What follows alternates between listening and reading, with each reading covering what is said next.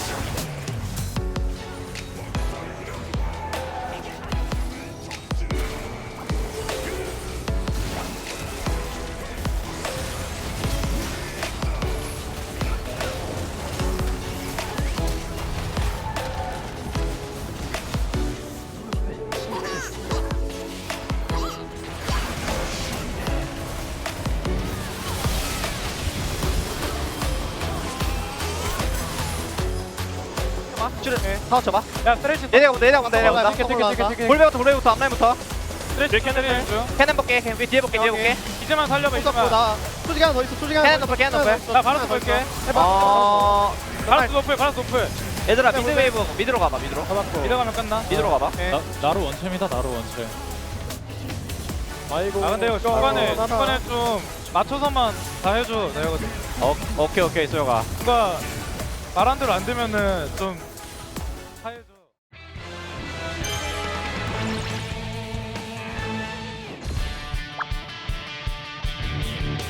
빨리 하고 싶다.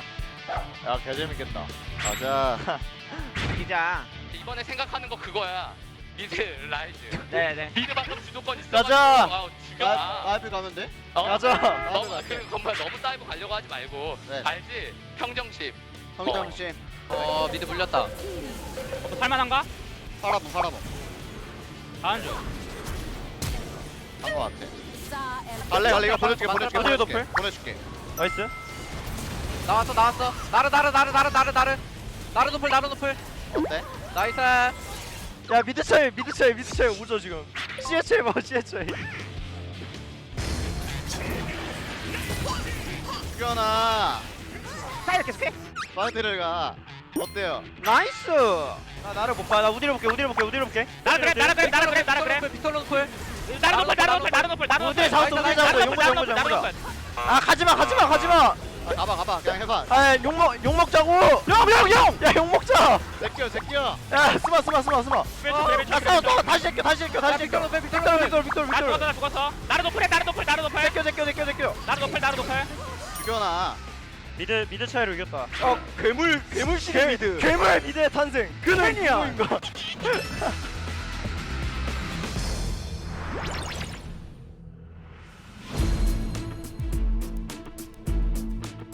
아 얘가 갑자기 나한테 그 화장실 앞에서 만나니 김광희 컷 이러는 거야. 이따가 이기면은 그거 해라 다. 김영규 컷. 지옥끝까지 따라가서 해야겠다 비명규 컷 달리 탑인가 보다. 나 메가 돼서 상관없을 것 같아. 살면 좋을 때? 살 것 같아. 야 이거 우리 나를 쫓는다 아 시간 엄청 오래 끌 듯. 나 풀 쓰고 갈게 빨리 높을. 살만하겠다. 나 잡을 것 같긴 해 애들 나 살만하겠다. 나이스. 살았네 얼른 까졌어. 피자 이거지. 너무 아쉬운데 여기 나르거든 이거 나르 보고 싶긴 해 이거 그냥 내가 먹었나? 내가 먹었어 아저 도둑놈이 있네. 야 트리 점프. 죽여. 트리 죽여. 김영규 죽이실 분. 나 김영규 근데 그냥 안되네. 아 얘는 죽여야 김영규는. 죽였어 나이스. 고맙습니다. 수고. 한마디 해도 될까요? 네, 한마디 해주시죠. 김영규 컷.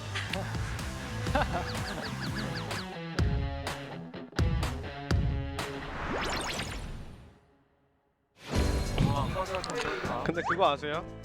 조금의 긴장은 사람을 강하게 만듭니다. 멋있어. 저한테 해줄 말씀 없으세요? 대포 놓치지 마. 괜찮냐? 어떤 카비? 빠진 거 있어? 그냥 궁. 오케이. 미드 걸린다 미드? 더 맞았어. 까비 괜찮아. 괜찮아 너 어차피 크면은 너가 더 잘할 상관없긴 거야 해. 맞아 별로야 저 챔프 우리 세트 노는 거 세트 가자. 지금 제이스. 무조건 제이스. 제이슨 잡았어 잡았고. 나 이선 이지리얼 지켜. 여기 잡았고 야 탑으로 가. 나이스 얘들아 나 진짜 미안하다. 얘들아 잘했어. 아니야 잘했어. 너무 미안해. 너 최고였어.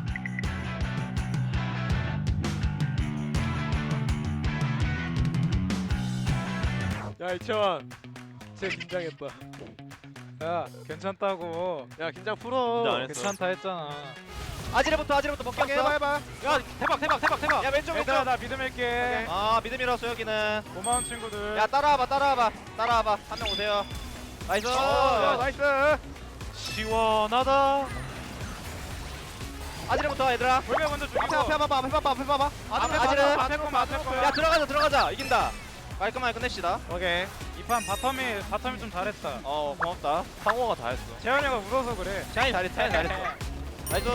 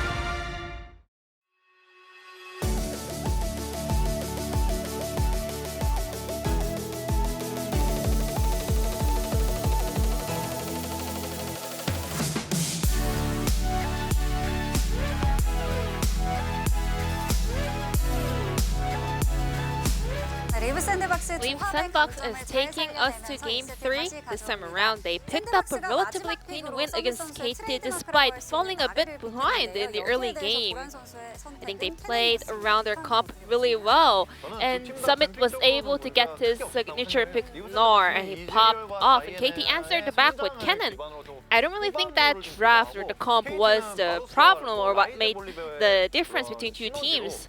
KT Roaster, they had a lot of power in the early game and they did get many points in the early game, but the most critical thing that happened in this game was that Gnar was able to just outplay Cannon in lane.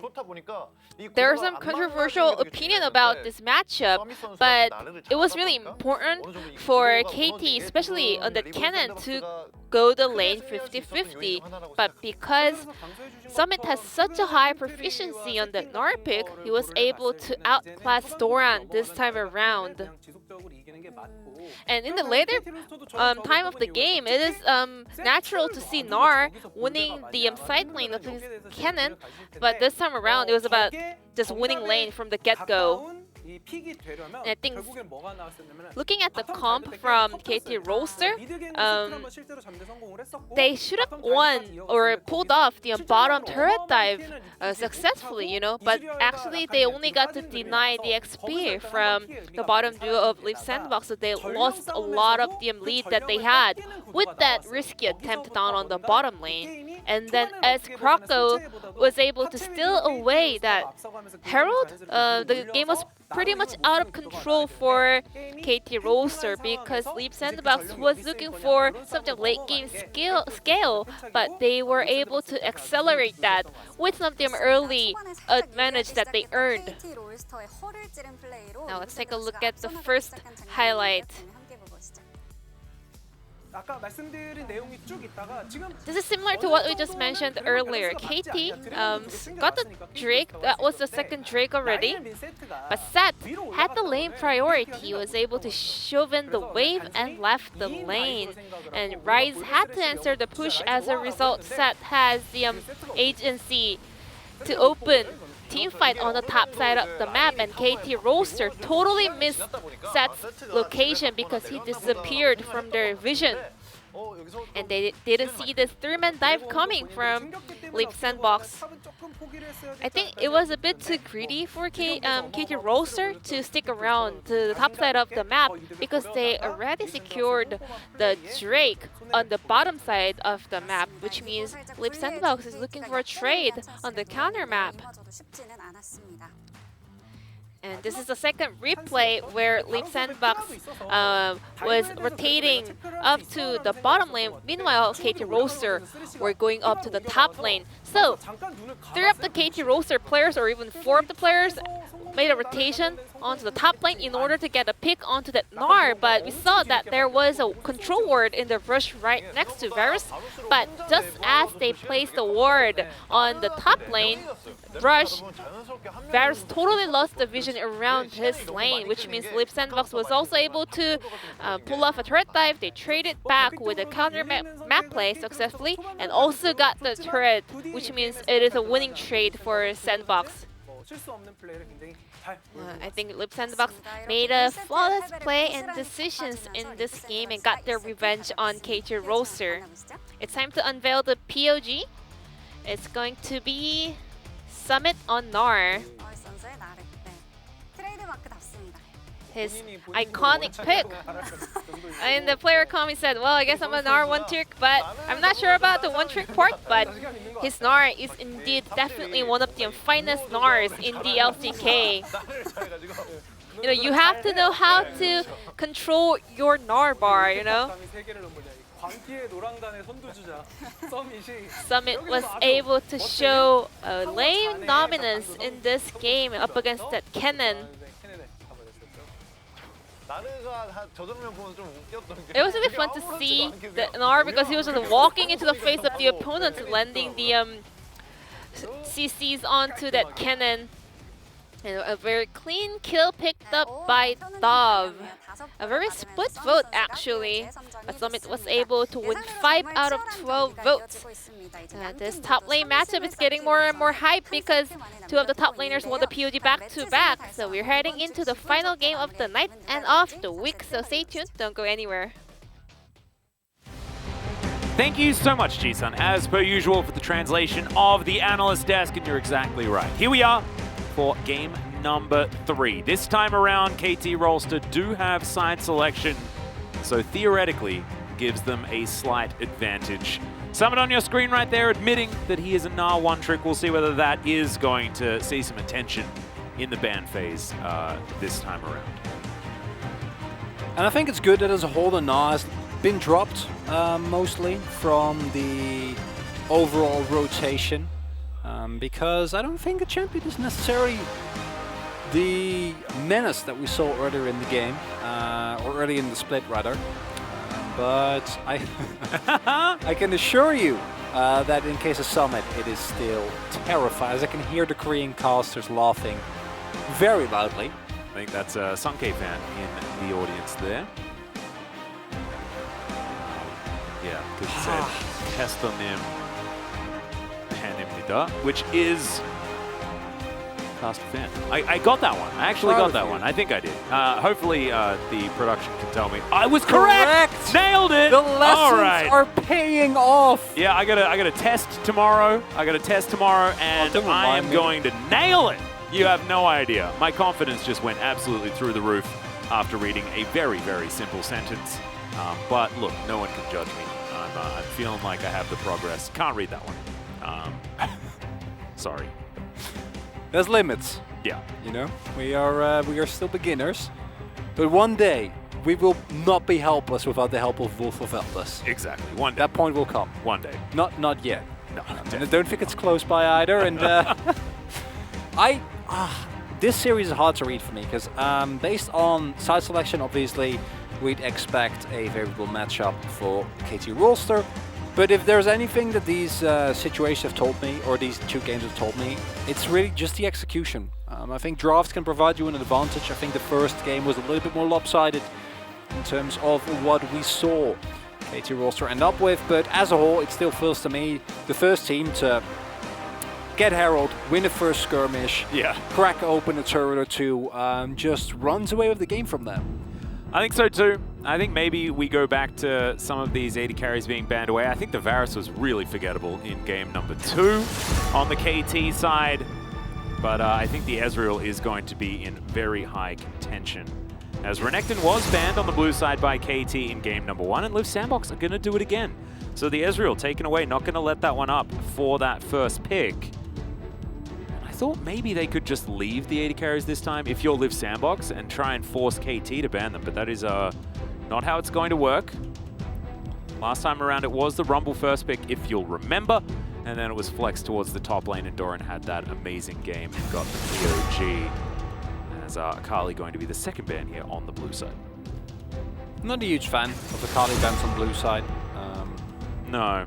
I'd much rather see that be played by Dove, because he has been honestly pretty exceptional on these aggressive melee mid lane characters, right? Set, Silas, all right up his alley, as there is the Varus ban coming through. I would have rather seen a Kench ban than the Varus ban, honestly. I think that the Kench is a much bigger problem to the overall Live Sandbox style, as we saw there. I agree. Oh, that's a pivot. Okay, I like that a lot. That does mean that a possible Lee Sin first pick is available here, unless Live Sandbox are going to ban that away. Their first round was Ezreal, Varus, Lee Sin in game number 1 when they were on the red side, so wouldn't surprise me if that was going to come through one more time, but I'd also like, as you say, the Tahm Kench, but no, they will stick to their guns. The Lee Sin will be taken off the board, and you know what? I actually wouldn't mind a Tahm Kench first pick. I know I don't it sounds crazy, but I wouldn't mind it. I agree with your point, or with the thought behind the point, but not the point itself, because I don't think you have to, because Live Sandbox is not going to pick it. Like, Effort was on Tahm duty quite often. Well, yeah, but is that what you want? Like, they didn't go for Karma Effort. I don't think they go for Kench Effort. I'd be shocked. I mean, Thresh was banned in game number That 1 and I is now left up. Really like. That makes me very happy because I do think that it is a pretty decent matchup into the Kench. You actually have some lockdown that makes the Kench lives a little bit harder. And more importantly, it opens up so many AD carries that provide the Liv Sandbox with a comp that's a little bit less binary. And the Jinx would really be a great one there. And I get that you pick it away here because I think otherwise you're worried that KT goes for Jinx Kench. Jinx Kench. And now they might go for Senna Kench, but then you're like, well, you have Senna, but we have Jinx. So good luck with that one. Yeah, have a good time. That's going to be fun for us, not for you. And the Thresh also means that the threat of a Rumble or of a dive comp being set up by KT is not nearly as spooky. Well, maybe they just go for it anyway. 5 seconds to go. As KT look to make up their mind. Xin Zhao once again being considered. Okay, so they're going to play with their cards face up this time. And the Rise also committed to. Okay, well, I don't like it nearly as much as the first time. Not really. Because the genius about the draft in the first round from KT was the fact that this Rumble was thought to be jungle for the entirety of the draft. And it was the Rise and the Xin in the last rotation that really solidified it. However, Little now, do you know that it's a Xin Zhao Rumble bottom lane. No, don't go back to that. Yeah, no, I don't. Okay. No. All right. Udyr, who's not really a champion anymore, has been locked in before Tiger Max top lane Udyr. That's how we get around the Phoenix nerfs. Let's go. Yo, if you want to play that into Rumble, the lane's decided by level 3, so it says a lot about the state of the pick that I do hope that that's actually the case, which is kind of upsetting because oh god, I don't think you have a great matchup into the Xin. I don't think you win the early game. I mean, I remember watching a Trick 2G stream 3 years ago where he was playing the mid Udyr and it won. Okay. That's all I got. Not going to be banned. Not going to see that from Summit. But that's how, that is how I feel about the Udyr pick as well, right? Like, if that's how deep we got to go, then that's not good. As dear, we're not even deep, Chronicler. There's like, no, I mean, where are the jungle bans? I mean deep in terms of how deep we need to dig to find any justification. Oh right, yeah, no, there's none. There is absolutely none. All of what we were talking about is just some joking. But we'll see, you know, Croco might make us a believer. There could have been so many things that wasn't a Udyr, but it had to be Udyr. Yeah. Well, the Gnar ban is nice. I do actually really like that they went for bot lane bans here. I don't think anything else really makes sense. And if they leave open the Senna Kenches or the Senna Kench as well, which I actually like because I do think, as I said before, yeah, you're happy with it. Yep. Yeah, that's fine. That means you have a free lane. Watch KT pull out like the Draven. I mean, Draven did get a slight buff on this patch. We do have to mention it. This would be I actually love this because that's also fine. This is some definite, some old school Liv samples happening right here. Yeah. Some salty run back on the side of KT. Wow, that's 3 out of 5 of our games. Sorry, I guess 2. Because you can't salty run back for the first time.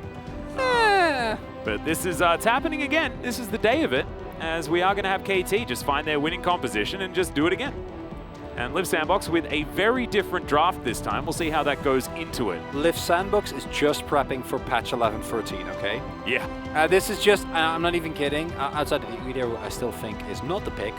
11.14 patch, you know? Aatrox is super broken with new Stride Breaker. You have the LeBlanc with the cheaper item. I think it's a little bit early because we're still playing on patch 11.12. Yeah. And that's a bit of a problem. However, this is a similar style of Liv Sandbox comp, but like game number 2, one that's a lot stronger. I think that the KT comp is very, very nice, but if you look at a lot of the power of it, it does get mitigated by what Liv Sandbox have drafted here. The long range from the Jinx plays really well, and with the Thresh you still have the safety, right, around what the KT comp wants to do, because outside of the Senna it is all very short range. And LeBlanc is one of the very few champions that actually ignores what Xin Zhao tries to do, which is really kind of abuse The fact that his ultimate provides him so much survivability, and the setup of Udyr is great. However, I don't think Udyr is really a champion, so I'm still worried for Liv Sandbox. I think as a KT fan, you're looking at this with cautious optimism. I think cautious optimism is the way you're supposed to go into it, because I think that picking the Xin Zhao and the Ryze is KT saying, well, this composition that we had in game 1 was unbeatable. But I actually don't think that that was the case. I thought that it was just a very good pickup into what Sandbox had in that game. Certainly, yeah, wasn't really the read that I had. But if they win here, maybe, just maybe, I was absolutely wrong. But this is feeling like the classic Sinner draft from Sandbox last year. With their, you know, their R4 Aatroxes, their Sinner junglers. It's just it's a bit of a classic here for Sandbox. It's even worse because like Udyr is also, it really does feel, because Sandbox was also a team that just picked things even though they were nerfed, and they were like, no, we can still make this work. Yeah. And it often didn't, which is kind of a problem generally. As do you think maybe game 2 was KT trying to mitigate the you know, the optimism factor? That's a very, very good call. Yeah, you know. But then I don't know why they would go back to this. Like that part doesn't really make sense to me. Ooh, I think that's the huge brain. Oh no, I'm looking at the grass stand and I'm like, do we like that? I guess in terms of like damage we do, there's a lot of damage on this team, and giving the Senna more tanking is fine.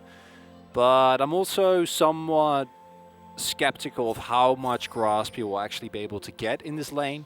With you getting outranged and just kind of sitting under your turret, right? Because Jinx is going to outshove you pretty aggressively. Sure, she has to use a mana bar, but has gone for the cookies and presence of mind, so it will be a little bit easier there. Good information given over to Liv Sandbox as Blank standing on the ward as he takes down his Brambleback. Yep. It's going to be mirrored starts here as Croco will take down the blue buff very comfortably. We'll have to keep tabs on how the Udyr is going to go after that Phoenix stance has been pretty yeah. Well, he started with, down. You know, he started with Tiger stance. Maybe she's going to max Tiger stance. Well, I mean, I think all Udyr stuff. Yes, I know.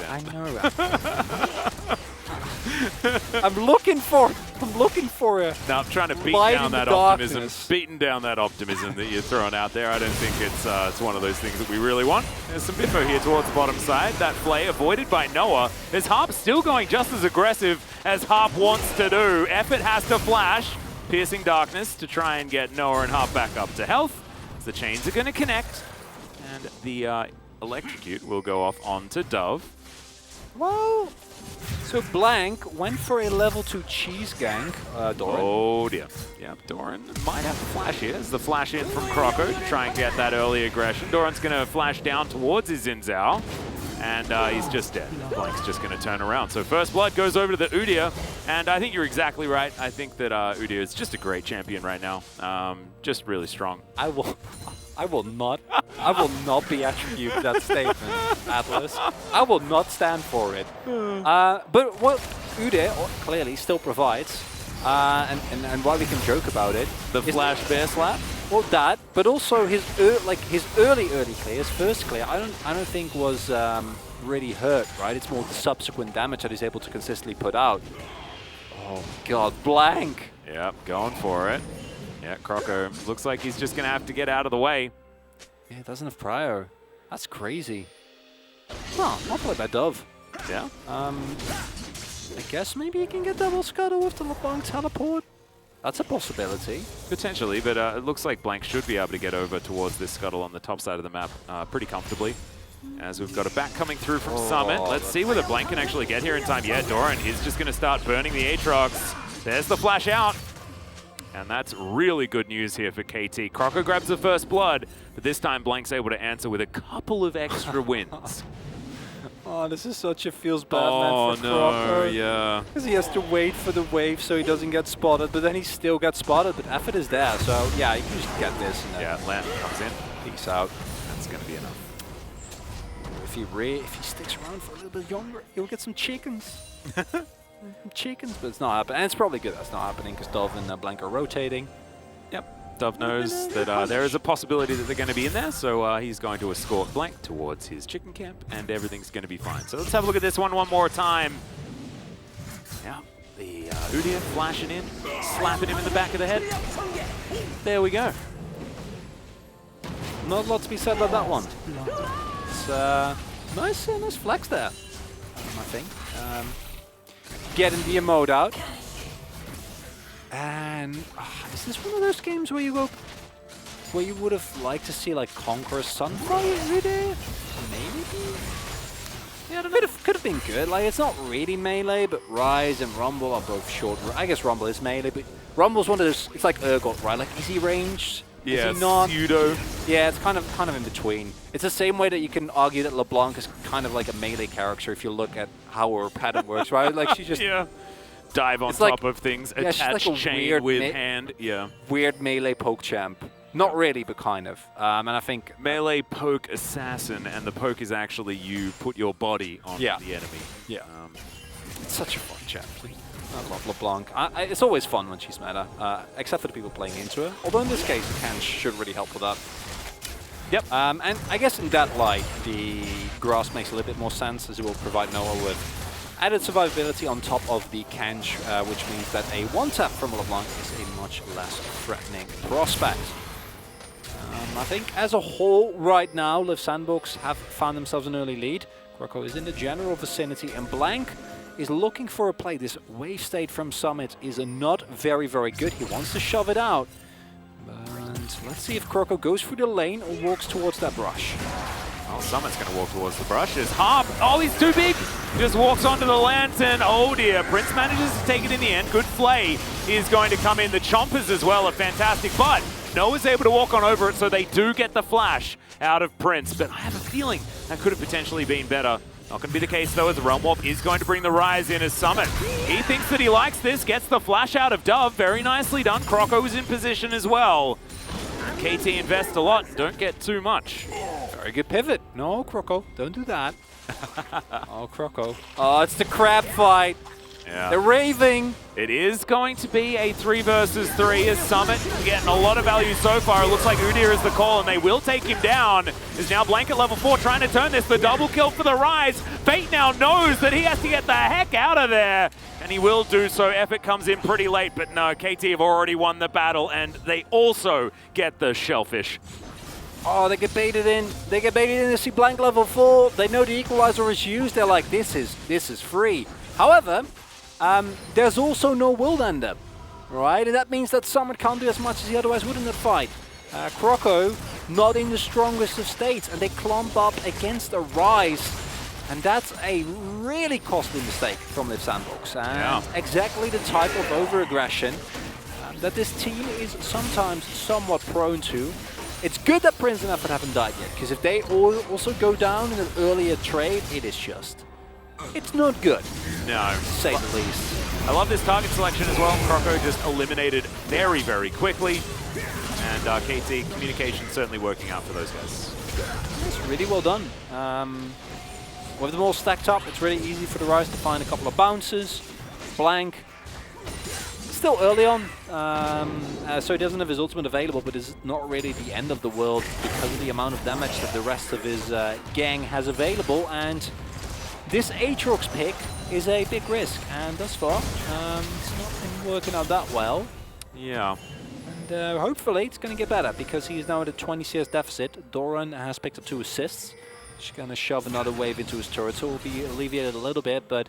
And Doran's also, he's completed the items that he needs to, right? The Oblivion Orb and the Sork Shoes, both of them come on in as Blank. About to get sandwiched. There are 4 people in this mid lane. As Kroko will find the Xin Zhao. Blank looking for the knockup, finds it here, is now Dove. He's like, what the heck is going on? Everyone's in my mid lane. But now he's chasing after Liv Sandbox. They do manage to take down Blank, and now they've overstepped. Man, we are throwing leads back and forth all day long. Effort surviving just somehow. As Fate, that's his clone, so he'll be absolutely fine. Doran looking for an opportunity to find a cleanup kill, but he will not get it. No, Doran, he didn't know. Disaster. Just disaster striking for KT. This is a much more lively game. Last time around, we just saw one team find one skirmish and then snowball that until the game's over. This time, we're at least getting some back and forth. Yeah, it's looking really, really nice. And it is Liv Sandbox that has the priority on the roam here, which is what, like, that's the nice thing about this. This is effectively a 2v1 and a 2v1 happening simultaneously. It's Effort who, again, gets sprints out, then finds the return hook on Harp, goes in, gets the flay on Dove, and gets out. Yeah. And while that is happening, creating so much space, and the fighting hasn't stopped! Yeah, Doran looking to try and take down Summit. Scrap Shield comes on in, the flash out from the Rumble, but now he's not going to be a part of this fight, as Effort will go down first. Dawning Shadow comes in here, double kill for the Rise once again as Summit gets on in there, but now he's extraordinarily low. And I feel like Dove was ignored for the majority of that one. The teleport comes on forward. No idea who actually picked up Shirley, or Shelly, sorry. It was Croco. I'm pretty sure. There we go. It was. Managed to lock that one down, of course, using the Udyr supremacy that he has available to him. And for the first time in the match tonight, this is the bloodbath that we were expecting. It's the bloodbath that we're finally getting, Atlas, that we were promised. Because I'm not sure, like, at this point, equalizers have already been used, right? And then Doran almost goes down. That flash is really big because otherwise Summit gets to reset and it makes it way worse. Fate gets immediately exhausted, which means that Harp and Noah are able to stay or keep each other alive with it for so much longer. And because Summit doesn't get the reset, he dies that rather quickly. Fate is forced to flash over the wall. Because this is also, LeBlanc at this point doesn't actually do that much damage yet, right? Yeah. And who actually gets the advantage out of it? Hard for me to say. I think the netter, like the net gold gain is going to be better for Sandbox, but 4 kills on Dove's Rise is yeah, that's scary. That is a terrifying thought, and that is something that as Liv Sandbox, you have one person who can deal with that Rise, and her name is Jinx, and Prince better have a good game, because otherwise you are in for a lot of trouble. As of course, the Udyr is the only one with a big gold lead. I guess Jinx as well, but it's yeah, that's the faster confusing. Senna. Yeah, so of course it's the Udyr. How did we not see it? Well, now he's just going to run towards the opponents. Not too much going to occur afterwards. Is now Blank in position for some sort of counter. Looks like Liv Sandbox just trying to grab themselves a bit of extra plate gold here towards the bottom side. Not going to be able to kill this turret, but will give Jinx more money. And that is certainly the aim of the game. And a Drake play would be nice here. Dove is consistently getting prio in these on these mid lane waves, meaning that it's a lot harder for Liv Sandbox to really go for something.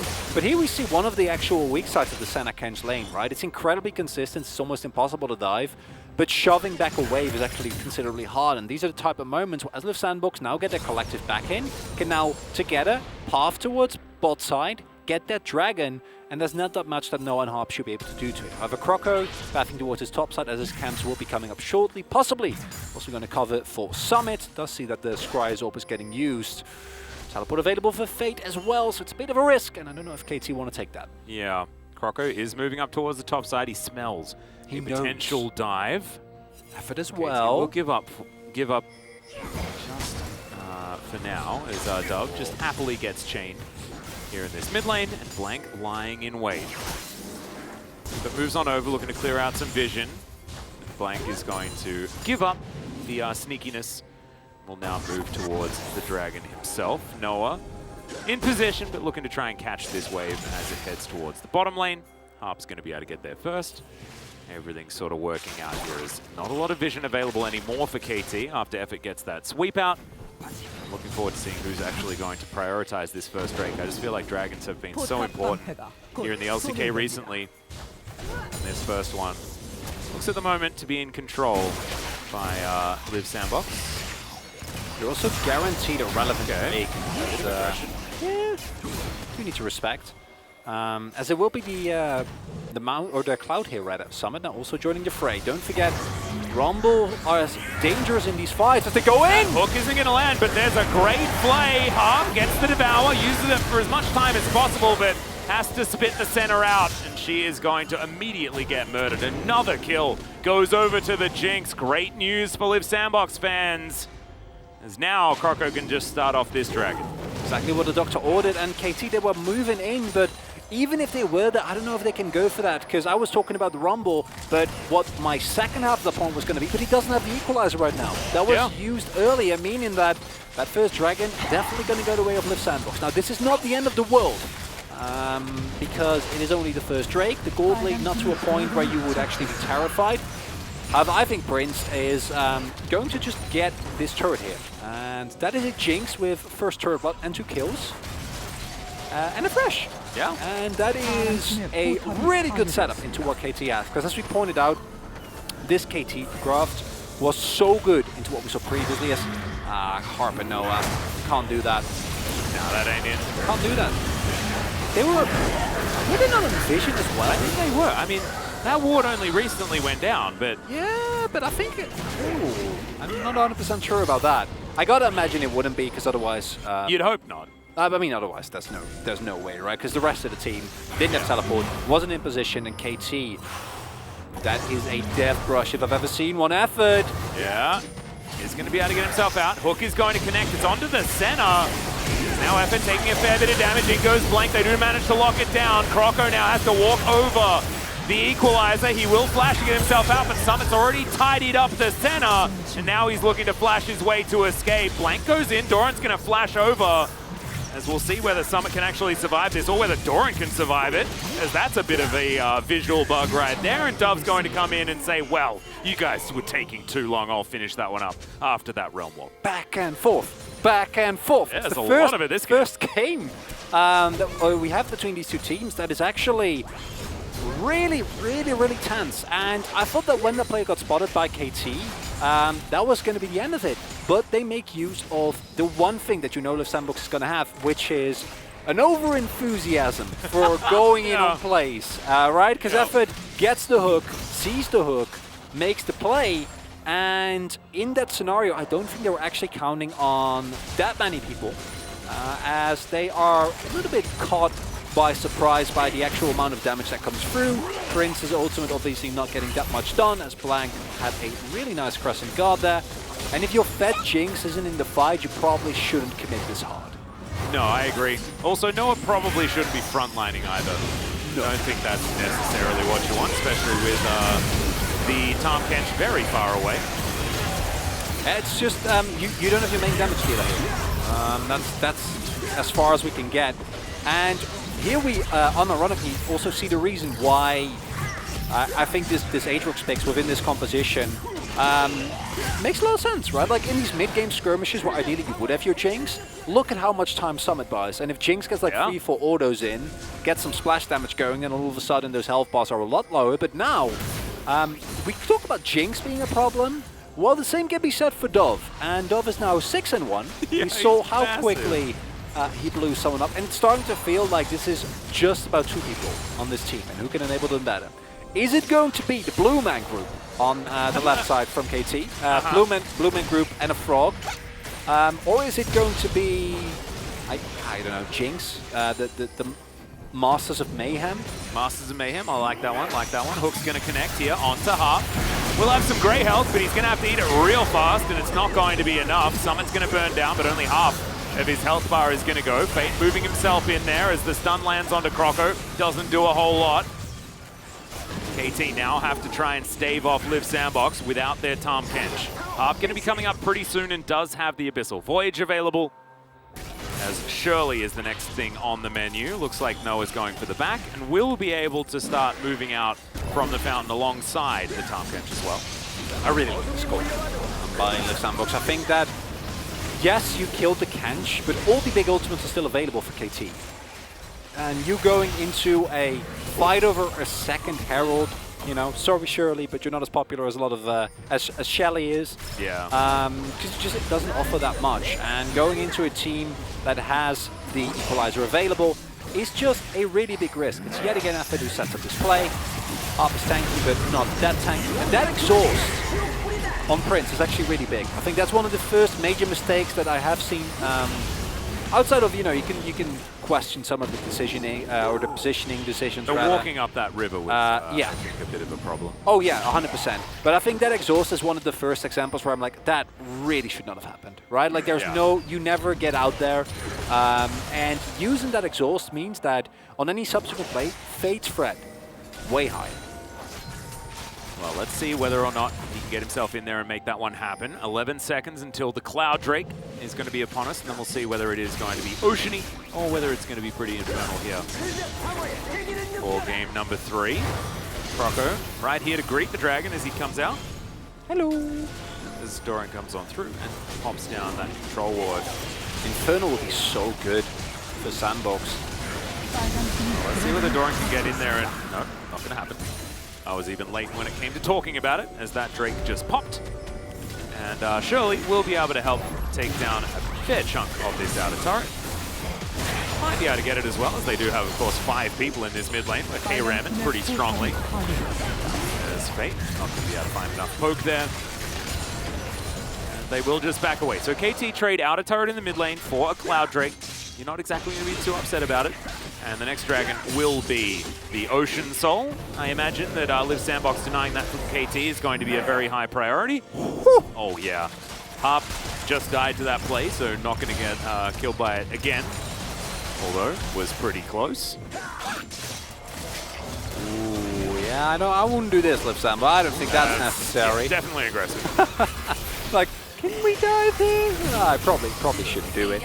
And we see the initial spikes come through. Croco has hit 2 items. Fate, in terms of how it feels compared to his opponent, he is very far behind, which makes sense because Rise has 6 kills. So Archangels or Seraphs, I guess, and Everfrost are going to be a huge nuisance. A lot of Merc threats also coming through from KT, and I actually did really like seeing earlier on, like, the problem with LeBlanc that you don't have as Zinza with a lot of other champions, like I said, I don't actually think your ultimate does that much to her. So a lot of the survivability that you have against champions like the Jinx is actually mitigated by a decent extent. As already find the Everfrost. Okay, Dove wanting to fight the LeBlanc, and Fate saying, nah, that's not going to happen. That's not how I do business. As at least KT are able to take some turrets this game. It was a bit of a struggle last time around as Croco running real fast. Crescent Guard comes in, but the hook is going to be good as well. Blanco's golden. Dawning Shadow to try and keep them alive, as now Summit's going to land some chains. Now KT looking for the turnaround. Noah once again frontlining, but he's not going to be punished for it this time around. And finally Doran turns up, and Liv Sandbox say, well, it's our cue to exit. As, okay, good interruption there from Summit. Stops that Realm Walk from coming through. a lot of posturing here. Both teams looking for anything that they can find. That is 2 flashes gone. That is on both the Rise. Oh, we've seen this flash, this hook so many times. As Doran's just going to get dove. He does manage to get down the equalizer, but that's going to do next to nothing. KT have grouped up, and that is a decent snare onto Croco, but KT are going to have to back away from this one, and it looks like Liv Sandbox is starting to win these wars of attrition. And Liv Sandbox is playing around this skirmishing so well, and the man that sets it all up is Effort. Every single hook, the ebb and flow of these fights is beautifully orchestrated, because look at this as well.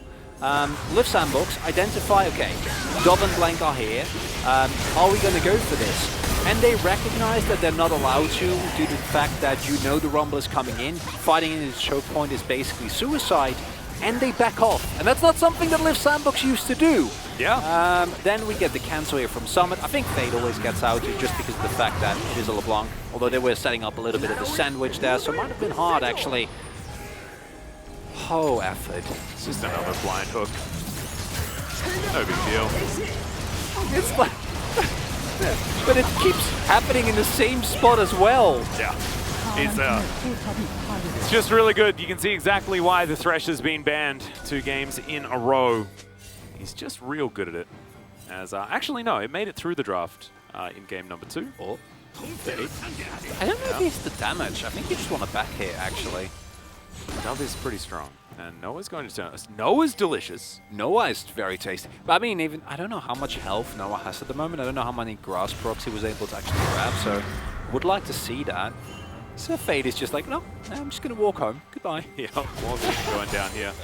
On the top side of the map is Fate's going to go back to a whole bunch of different clones and missing the cannon. Feels bad, man. Painful. Yeah, not great. And I think KT scaling will always be fine just because of that rise, but you need the setup and you need to actually get in range. And Liv Sandbox is making it incredibly hard.